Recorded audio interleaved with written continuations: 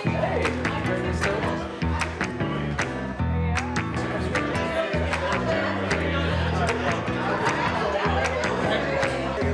Marcia Drucker, and I'm the founder and director of Fuckup Nights Toronto.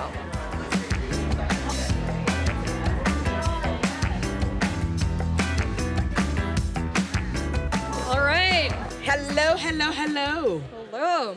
Is everyone ready to hear some fuck-ups? Amazing. We're so obsessed with success. You know, we only want to talk about the companies and the people that are doing really well, the unicorns of the world. But there's so much more that we can learn from failure.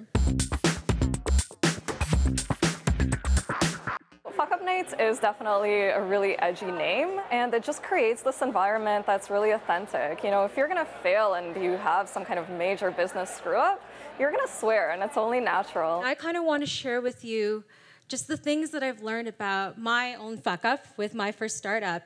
This fuck up starts when I had my first company. After that fuck up, I just thought, oh, it's over. Okay, nothing matters. The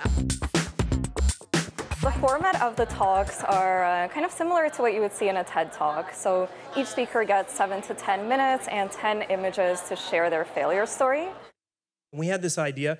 We would make websites for athletes on the side of what we were doing, and we would help them to sell merchandise that they had autographed through the website. So we met this guy, Roger Clemens. He had just signed on with the Toronto Blue Jays as their new ace pitcher. He was a good guy. We liked working with him. It was really off to a great start. But soon after that, a terrible thing happened. Roger was traded to the New York Yankees.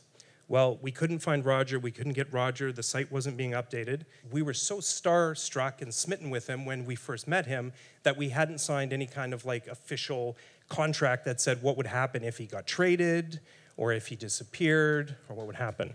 At that point in time, we were in big trouble.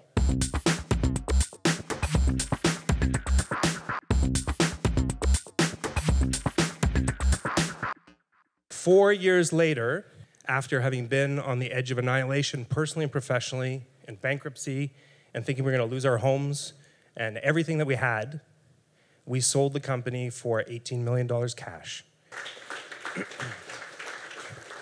They really focus on the failure and what went wrong, but they also share the lessons that they learned if they would do anything differently, and really what can the audience take away from it to help them avoid some of those same mistakes and learn along with them. It was started in 2012, really organically by a group of entrepreneurs who were having a round of mezcal shots and got to talking about some of their business failures. Walking away from that conversation, they felt like it was the most honest business conversation that they've ever had, and they decided to do it with a bigger group of friends, and it just kind of snowballed from there.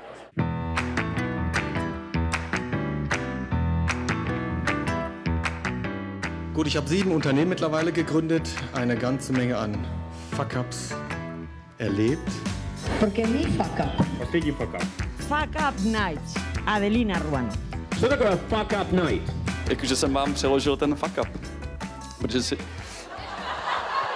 I went to my first Fuckup Night when I was living abroad in Tel Aviv, and I just fell in love with the event. It was different from anything that I've seen before. So when I got back, I decided to take it on myself and launch it here in Toronto. My ADHD helps me succeed, but it does not stop me from fucking up for some reason. I wanted to give a shout out to my wife here. She asked me today, what's this event all about? And I was like, I'm just gonna stand up and talk about my fuck-ups. And she's like, you mean like today? How long is this talk? So, I love you. I think it's really good for people to highlight not just the amazing things that are happening in the business, because especially with social media, we only see the highlights of people's lives. Hearing about people who actually face failure, big failures, bigger than I could imagine having and succeeding, that's inspiring stuff, man. That got my juices flowing tonight. When you're building and when you're an entrepreneur, you're putting your blood, sweat, and tears into it. And so when something bad happens, you're like, oh, fuck, I'm a fuck up. Don't let the fuck ups overshadow the wins. Really take time to celebrate it, because I think the wins in entrepreneurship don't happen often enough, or they're not celebrated enough. And if you fuck it up, that just doesn't mean you're a fuck up. The beautiful thing about failure is that it touches every industry, it touches every person. It's what makes us all human.